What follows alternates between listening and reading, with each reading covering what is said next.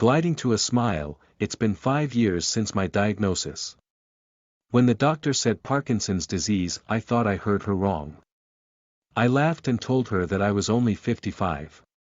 Her face fell and she said, "Yes, I know," staring out at the wintry wonderland over my box of pills, my thickened coffee, and my cane. The glass pane of the floor-to-ceiling windows feels like a cage. An impenetrable fortress of glass that shields me from the crisp air and the soft snowflakes. My hands shake. They call it a pill-rolling tremor. My brain wants to jump up and pour another coffee, yet my body produces a defiant refusal, like a sentry-denying passage. What an odd thing it has been, to watch my body turn against itself, pulling me into the nearest chair or bed and never letting me leave. With a painful swallow, my pills are taken, though I can't say they do any good. I do my exercises every day, though I can't say they do anything either.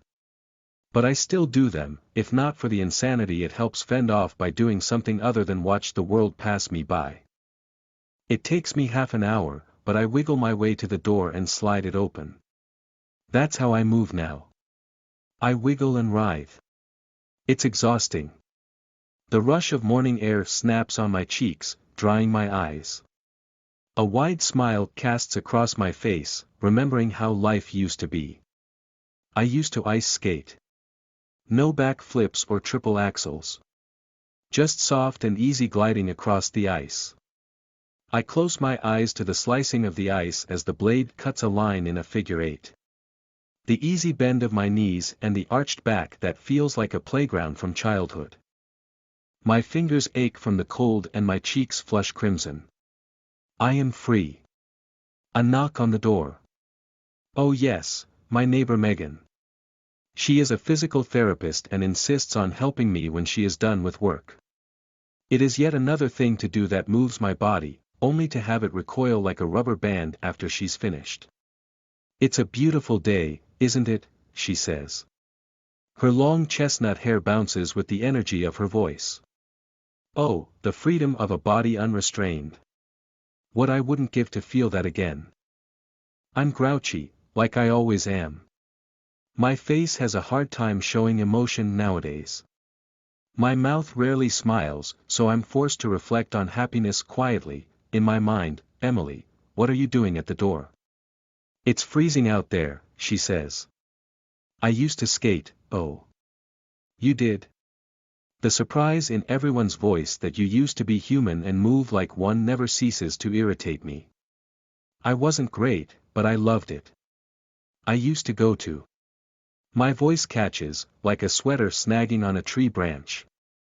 "You would go where?" My hand up to her face, I say. I wasn't finished. Her lips tighten and she nods. I continue. "I would go to the frozen lake and glide in circles. It was like a dream." "That's lovely." She smiles. "We should shut the door." As she reaches across me, my arm shakes and jerks and eventually lands on her arm. "No," I tell her. "I want to feel the air and watch the snowflakes fall." "Okay, then." Her arm drops to her side. "You don't have to do this for me. I can exercise myself. It's hard to stretch yourself. Besides, I enjoy coming to see you," she says. I let out a deep belly laugh. It comes from the depths of me, both shocking and sad that willful company is laughable. Is that so hard to believe, in a word? Yes. I fumble my way to the chair to rest my rigid legs. I'm a surly curmudgeon who can't hardly manage a smile. "No, you are a kind human being who made me brownies when I first moved to the neighborhood and babysat my son when I had to work late." "I didn't do all that, I assure you." "You did," she says. "Well, pretty soon I'll need to move to a retirement home." Just getting my pants on in the morning, I break into a cold sweat. "Come on, let's stretch those hips." There is a wispy cobweb fluttering from the ceiling. Hanging on by one end, it wafts in the movement of the heater vent. I imagine a surfer is on there, riding the waves into a sandy beach. I haven't noticed it until now. Not until I was lying on my back on the kitchen floor. Unable to move for the past hour. I worked on rolling off the linoleum and after a great expenditure of energy, I now rest on the carpet. Much more manageable. Oh, goodness. Megan says when she bursts in the front door, "Don't go calling the morgue, I just fell, is anything hurt?" She begins inspecting me, "No. Just my pride, well, come on." She wraps her dainty little arms around me and lifts me to a chair. "How did you do that? I lift people all day," she says flippantly. "No exercise. Not today." I wave my hand in the air with finality. "Okay. But Emily, is it time to discuss getting you more help?" My face flushes hot. "Traitor. Just like everyone else. Roll grandma into a corner and tilt her so she can watch the birds from the window. You can leave now, I know you don't want to hear it, but what if you break a leg in the..." Contest number 98 shortlist, fantasy adventure inspirational. The Winterlands at night are freezing at best and lethal at worst, so of course they're making Leaf go on a quest during the second sort, when half of his village's population have beards beset by icicles and the other half are nursing a frostbitten toe in front of a blazing bonfire. "You bear the gift of the walrus belly," reassures Torsten as he heaves at the oars, threading their rickety little boat through frigid saltwater. By the amber luminescence of a lantern powered by whale blubber, Leaf watches his companion's breath mist into the night and mingle with his own. "Gift of the walrus belly," echoes Leaf. "So, basically, the Council of Elders elected me for the job because I'm fat, you said it." "Not me," Leaf sighs, his breath shuddering past blue lips. Despite his girth, he's buried under 3 layers of clothing made from insulating sealskin, and even then the cold has pried each layer away like the fingers of an insistent lover.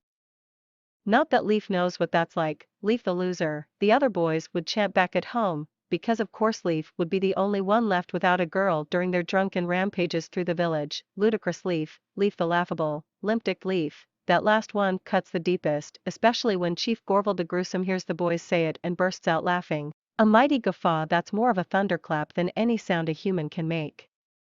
Sometimes he even joins in on the chanting. Is that why Leaf had agreed to this fool's errand?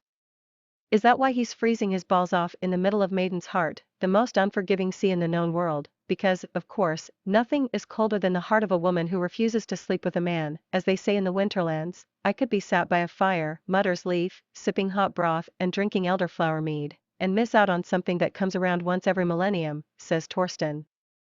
"You'll live to regret it. Lad, only if I make it out alive." "Well, you won't with that attitude." The sea at night looks like molasses, thick and syrupy. Except there's nothing sweet about it.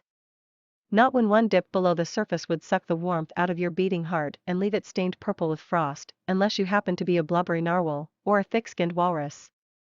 And suddenly the council's reasoning is starting to make sense. Torsten drops the oars, and the boat eases to a rest. Now we wait, for what? For the river to show us the way, of course. Leaf wraps his arms around himself. He's heard the legends, and wants to believe they're true. But a river winding through the ocean? That doesn't even make sense from a logical standpoint. Torsten extinguishes the lantern, plunging the world into darkness. A tiny shrimp trapped inside a whale's mouth wouldn't feel much different. What was that for? There is only one light we need, Leaf. All others will lead us astray. Before Leaf can mutter a remark about speaking in riddles, the sea comes alive with color. A huge, shimmering ribbon of light materializes just below the water's surface, winding through the blackness and stretching out into the distance. A single skillful yet haphazard brushstroke, the sea as the canvas, while Leaf's jaw hangs off its hinges. Torsten grabs the oars and maneuvers the boat onto the ribbon. He follows the path laid out for them with pinpoint precision, even when it winds into itself. "Or takes them on a detour. Take as long as you like," says Torsten. The river in the ocean is not something you swallow after a quick chew, because it is a river, as much as Leaf's calm sensibilities want to deny it, and the surrounding ocean serves as the riverbank. He can see it's made of tiny glowing pinpricks that pulse intermittently with light, like stars that have lost their way and decided to live among the plankton. The colors cycle between every hue imaginable, greens and blues and reds. As if somebody had tossed all their jeweler into the water. It's not the first time Leaf has seen the ocean illuminate like this, but for it to form a clearly defined path, as if the gods themselves are showing them the way, is something out of a dream. Or perhaps a nightmare, The river in the ocean ends in a giant pool of glowing dots, swirling into itself to form a vortex that ever so gently pushes the boat in a circle. We're here, announces Torsten. You know what to do, and Leif does. Unfortunately, know what to do. All sense of awe gone in the blink of an eye, he ties iron weights to his ankles, then a rope around his waist, the other end of which is attached firmly to the boat.